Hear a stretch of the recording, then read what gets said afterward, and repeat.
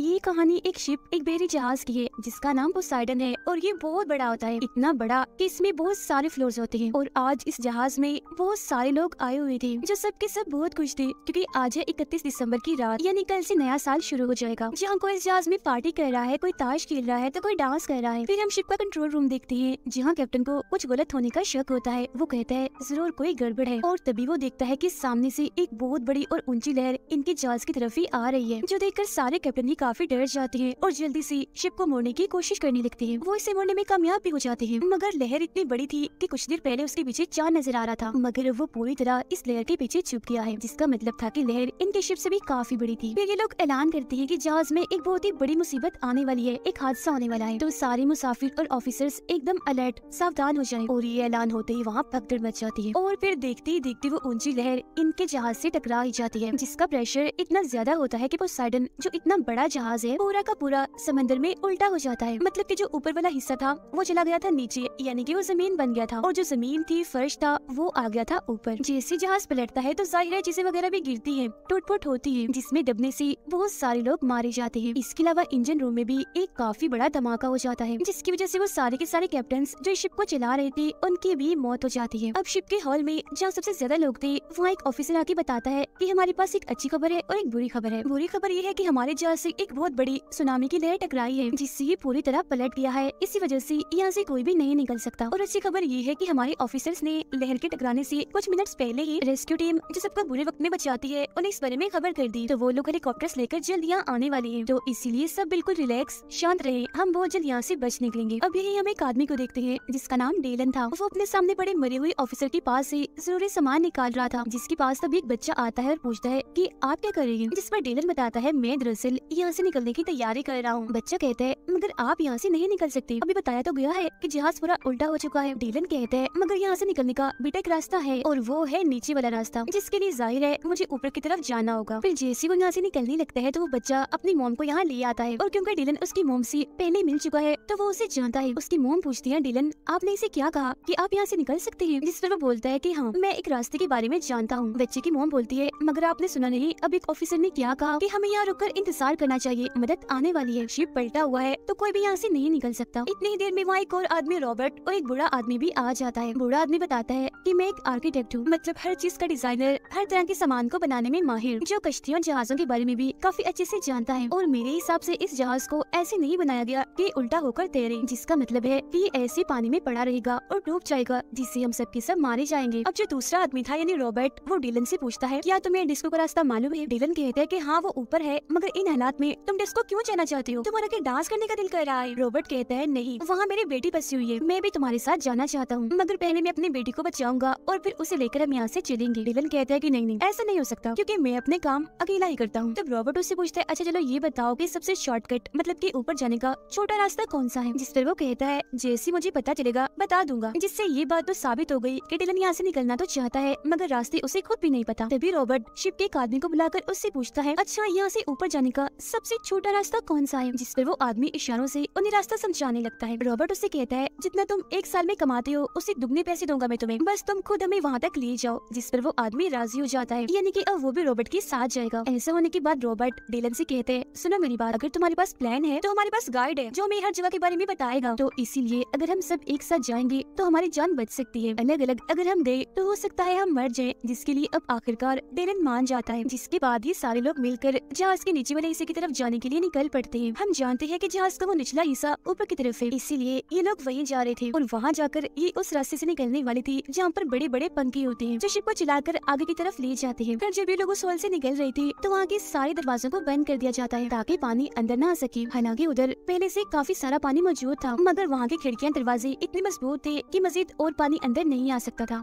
ये लोग लगातार आगे बढ़ रहे थे ताकि कैसे भी करके जहाज के नीचे वाले हिस्से में पहुँच जाए और यहाँ से निकल सके ताकि इनकी जान बच जाए। मगर थोड़ी सी आगे जाने के बाद इनका सारा रास्ता बंद हो जाता है क्योंकि आगे बहुत सारे लोगों की लाशें पड़ी होती है। जिसके बाद ये लिफ्ट का दरवाजा खोलते हैं, यहाँ से लिफ्ट काफी ऊपर होती है, फिर एक काफी बड़ी लोहे की पट्टी से ये सामने वाले दरवाजे की तरफ एक रास्ता बनाती है ताकि लोग उस दरवाजे को खोलकर यहाँ से निकल सके। मगर लाख कोशिश के बाद भी इनसे वो दरवाजा नहीं खुलता। पर तभी यहाँ जो ऊपर वाले फ्लोर की लिफ्ट होती है उसका दरवाजा खुल जाता है। तब जैसे तैसे लोग एक दूसरे की मदद करके उस रास्ते से निकल जाते हैं और उस लिफ्ट वाले रास्ते में आ जाते हैं। लेकिन अभी भी दो लोग पीछे ही थे, एक बूढ़ा आदमी और एक शिप वाला इनका गाइड। और जैसे ये लोग उस रास्ते के जरिए ऊपर चढ़ रहे थे तो इनके नीचे लोहे की पट्टी का वो रास्ता खिसक जाता है, गिर जाता है, जिसके बाद ये उस लिफ्ट वाले रास्ते के किनारे से लटक जाते हैं। ये हाथ भी नहीं छोड़ सकते क्योंकि नीचे काफी गहरे खाई है और अगर ये गिर गए तो सिर्फ मौत ही है। लेकिन यहाँ लटक कर मुसीबत कम नहीं हुई थी क्योंकि ऊपर जो लिफ्ट थी वो भी अब धीरे धीरे से नीचे आ रही थी, जो अगर इन दोनों से टकरा गई तब भी इनकी मौत पक्की है। अब डिलन ने बूढ़े आदमी का हाथ पकड़ा होता है जबकि वो गार्ड बूढ़े आदमी की टांग पकड़ के लटका होता है। डिलन इन्हें खींचने की कोशिश तो कर रहा होता है मगर वजन बहुत ज्यादा था तो वो इसमें नाकाम रहता है। फिर तभी डिलन देखता है कि ऊपर से लिफ्ट बस गिरने ही वाली है, इसीलिए वो बूढ़े आदमी को कहता है कि कैसे भी करके उस गार्ड को नीचे गिरा दो, उसे छोड़ दो वरना तुम भी मारे जाओगे। तब बूढ़ा आदमी ना चाहकर भी टांग मारकर उसे नीचे की तरफ गिरा देता है जिससे उस गार्ड की मौत हो जाती है। फिर अब जैसे डिलन बूढ़े आदमी को खींचता है तो लिफ्ट जोर से जाके नीचे गिरती है जिससे वहाँ एक काफी बड़ा धमाका हो जाता है और हर तरफ आग फैल जाती है। इसीलिए डिलन और रॉबर्ट जल्दी से अपने लिफ्ट का दरवाजा बंद कर लेती है और अब इनमें से एक आदमी मारा गया। अब ये बचते हैं 5 लोग, जिसके बाद दोबारा से ये आगे बढ़ने लगते हैं। थोड़ी दूर जाने पर इन्हें डिस्को एरिया मिल जाता है जहाँ इन्हें रॉबर्ट की बेटी, उसकी बेटी का दोस्त, इसके अलावा 2 और लोग मिल जाते हैं, यानी कि टोटल 4 लोग इन्हें मिले थे, जिसका मतलब अब ये 9 है। और अब इन्हें जल्द से जल्द कैसे भी करके शिप के ऊपर वाले हिस्से तक पहुँचना ही पड़ेगा क्योंकि ये शिप डूबने वाली है। अब जब भी लोग आगे बढ़ रहे थे तो रास्ता एक बार फिर बंद हो जाता है और अगर ये लोग दूसरी तरफ जाना चाहते हैं तो वहाँ लोहे की एक काफी बड़ी रेलिंग टूट के गिरी हुई थी जिसके जरिए ये दूसरी तरफ जा सकती थी। तब डिलन उनसे पूछता है कि यहाँ से निकलने का किसी को कोई और रास्ता पता है। अब यहाँ एक लड़की जो काफी दिनों से इस शिप में छुपकर रह रही थी क्योंकि उसके पास टिकट नहीं थी तो वो इन्हें बताती है कि मैं काफी दिन से इस शिप में रह रही हूँ, मुझे यहाँ के हर जगह के बारे में पता है, इसके अलावा यहाँ से निकलने का और कोई रास्ता नहीं है। जिसके बाद अब ये लोग एक एक करके उस रेलिंग पर से चढ़कर यहाँ से निकलना शुरू करते हैं, जहाँ फिर 5 लोग जैसी तैसी करके दूसरी तरफ पहुँच जाते हैं। फिर तभी रॉबर्ट अपनी बेटी को कहता है कि अब तुम आ जाओ बेटा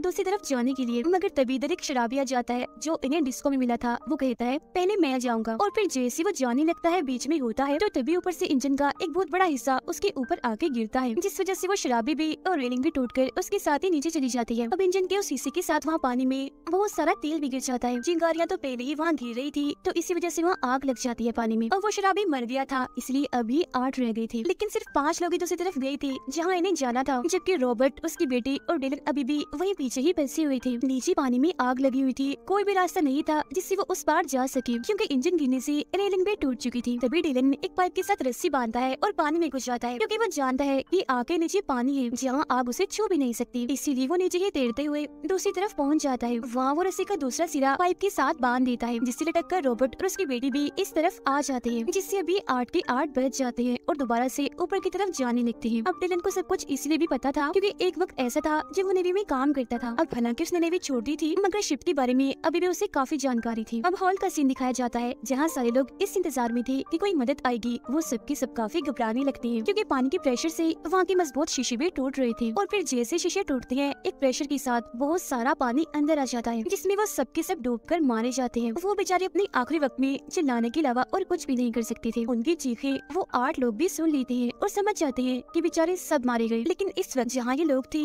वहाँ पर भी पानी भरना शुरू हो जाता है मगर यहाँ से निकलने का अब कोई भी रास्ता नहीं होता। फिर तभी ये एक छोटी सी वेंटिलेशन खोलते हैं जो एक छोटा सा रास्ता था और कहते हैं कि बस यही से निकला जा सकता है, लेकिन क्योंकि वो जगह तंग थी तो एक वक्त में एक ही आदमी जा सकता था, तो इसलिए लोग एक के बाद एक करके आगे की तरफ जाने लगते हैं। सबसे ऊपर रॉबर्ट होता है और सबसे नीचे डिलन। जैसे लोग आगे बढ़ रहे थे तो देखते हैं कि नीचे से पानी आना शुरू हो गया है जिससे अब उस वेंटिलेशन में भी पानी आने लगता है। फिर जैसे लोग वेंटिलेशन के आखिर में पहुँचते हैं तो देखते हैं कि वहाँ एक जाली लगी हुई है जिसे रॉबर्ट खोलने की बहुत कोशिश करता है मगर नहीं खोल पाता क्योंकि उस पर पेच लगे हुए थे और तो उसका हाथ भी वहाँ से बाहर नहीं जा रहा होता। इसलिए वो उस औरत के बच्चे को कहता है तुम ऊपर आ जाओ बेटा जल्दी करो। फिर अगले ही पल वो बच्चे को अपने पास ऊपर बुला लेता है और सबसे पूछता है कि किसी के पास कोई सिक्का या नोक वाली लोहे की कोई ऐसी चीज है जिससे हम पेच खोल सकते हैं। जिस पर वो लड़की जो इनके साथ थी यानी जो बगैर टिकट की रह रही थी अपने गले से एक क्रॉस वाला लॉकेट उतार कर देती है। कहती है कि ये लो इससे शायद पेच खुल जाए। तब बच्चा वो क्रॉस लेकर आहिस्ता आहिस्ता करके पेच खोलना शुरू करता है क्योंकि उसके हाथ छोटे होने की वजह से पेच तक पहुँच गए थे, लेकिन यहाँ पानी बढ़ता जा रहा था और क्योंकि सबसे नीचे डिलन था तो वो काफी हद तक पानी में डूब गया था और अब वो लगभग डूबने ही वाला था कि तभी कुछ किस्मती से जाली खुल जाती है जिससे सारे जल्दी से एक एक करके बाहर आ जाते हैं। इस तरह से डिलन की जान भी बच जाती है और अब इन्हें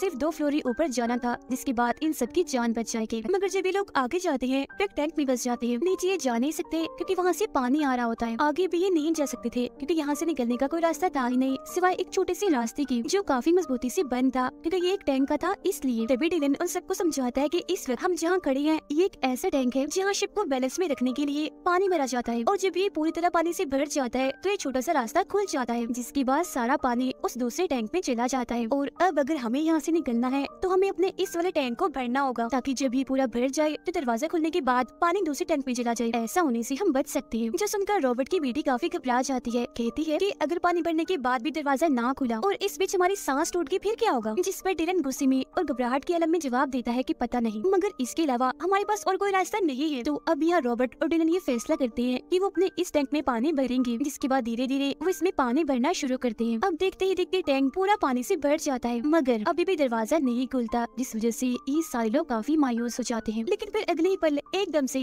वो दरवाजा खुल जाता है और ये सब लोग पानी के प्रेशर के साथ दूसरे टैंक में आ जाते हैं। अब ये लोग उस टैंक से तो बच गई थी, मगर मुसीबतें अभी भी कम नहीं हुई थी, क्योंकि इन्हें यहाँ से बचने के लिए, निकलने के लिए तैर करके दूसरी तरफ जाना होगा। जिसके बाद ही सब लोग गहरी सांस लेते हैं और दूसरी तरफ जाने की कोशिश करते हैं। यहाँ सबसे आखिर में वो लड़की थी जो काफी वक्त से इस शिप में छुपे रह रही थी। जब वो आगे बढ़ रही थी तो तभी उसके कपड़े एक तार में अटक जाते हैं, जिससे वो वहीं फंस जाती है। हालांकि वो बूढ़ा आदमी उसे बचाकर ऊपर तो ले आता है, मगर तब तक उसकी सांसें टूट चुकी होती है, मतलब कि वो मर गई होती है। जिसके बाद अब ये बचते हैं 7 लोग और फिर से आगे बढ़ना शुरू हो जाते हैं। अब ये लोग उस फ्लोर पर पहुंच जाते हैं जहाँ बड़े बड़े पंखे हैं, इन्हें जहाँ से इन्हें निकलना है। मगर इधर आते ही वो देखते हैं कि यहाँ भी बहुत सारा पानी भरा हुआ है, पानी का प्रेशर बढ़ता ही जा रहा है, जिस पर लाशें तैर रही थी। ये देखकर डिलन काफी मायूस हो जाता है। तब उसका ऐसा चेहरा देखकर बच्चे की मॉम पूछती है, क्या हुआ डिलन, तुम निराश क्यों हो गई? जिस पर डिलन कहता है कि जहाँ से हमें निकलना था वो हिस्सा तो पानी में डूबा हुआ है, तो वहाँ तक पहुँच भी नहीं सकती, क्योंकि वो बहुत दूर है और मजीद पानी बढ़ता ही जा रहा है। जो सुनकर रॉबर्ट कहता है, तो बेटा हमें किसी ऊंची जगह पर जाना चाहिए, मगर अफसोस यहाँ से निकलने का और कोई रास्ता नहीं होता। जिस पर दुखी होते हुए रॉबर्ट डिलन से कहता है कि शुक्रिया, तुमने हम सबकी जान बचाने के लिए बहुत कोशिश की, मगर शायद हमारी किस्मत में यही लिखा है कि इस शिप में ही हमारी मौत होगी, और वैसे भी सब कुछ इंसान की बस में नहीं होता। मगर तभी जो यहाँ इंजन रूम था वहाँ एक काफी बड़ा धमाका हो जाता है, जिससे वो सारा पानी जो भरा हुआ था यहाँ से निकल जाता है, और ऐसा होने से वो रास्ता भी पानी से खाली हो जाता है जहाँ से इन्हें निकलना है, यानी जहाँ वो बड़े बड़े पंखे थे। मगर जब भी वहाँ पहुँचते हैं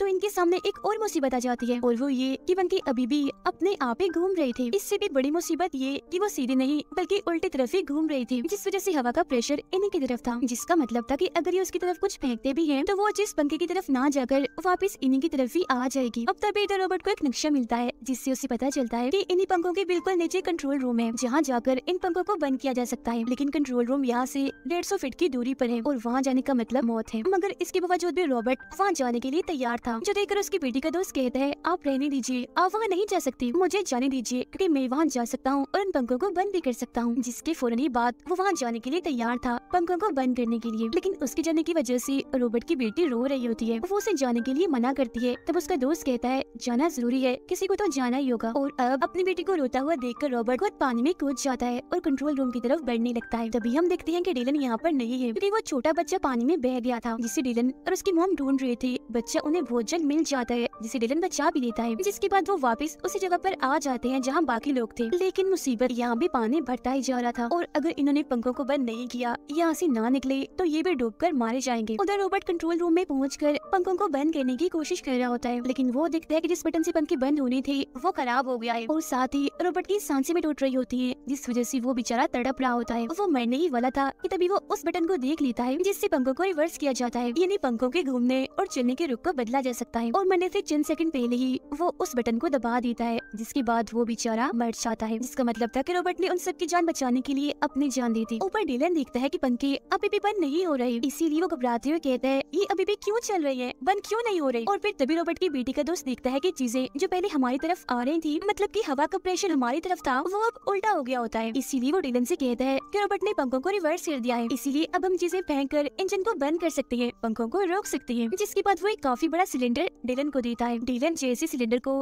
पंखों की तरफ फेंकता है तो वहाँ एक काफी बड़ा धमाका हो जाता है, जिससे इंजन रुक जाता है और पंखे भी आखिरकार टूट जाते हैं। जिसके बाद ये लोग उस रास्ते से निकलकर एक एक करके इस जहाज पोसाइडन से पानी में कूद जाते हैं और जल्दी से एक छोटी कश्ती में चढ़ जाते हैं, जो पोसाइडन से ही आई थी, क्योंकि शिप्स में इस तरह की बहुत सारी कश्तियाँ होती हैं। सब लोग जब उसमें चढ़ जाते हैं तो तभी पोसाइडन इन्हीं की तरफ ही गिरने लगती है। तभी देखकर सारे जल्दी जल्दी चप्पू चलाना शुरू कर देते हैं, और फिर जैसे पोसाइडन इन पर गिरने ही वाली थी, ये उससे काफी दूर आ गई थी। पोसाइडन जो एक बहुत ही बड़ी शिप थी, कुछ घंटों पहले बड़ी शान से पानी पर तैर रही थी, और वो पूरी तरह से पानी में डूब चुकी थी। जिसके बाद ये एक फ्लेयर गन चलाती है, ताकि जो रेस्क्यू टीम इन्हें बचाने के लिए निकली है वो इन्हें देख ले। तब होता भी बिल्कुल ऐसे ही है, कुछ ही देर में रेस्क्यू टीम इनके पास पहुंचकर इन सबको बचा लेती है, और इस तरह से इन 6 लोगों की जान बच जाती है। और बस इसी के साथ ये कहानी इधर ही खत्म हो जाती है।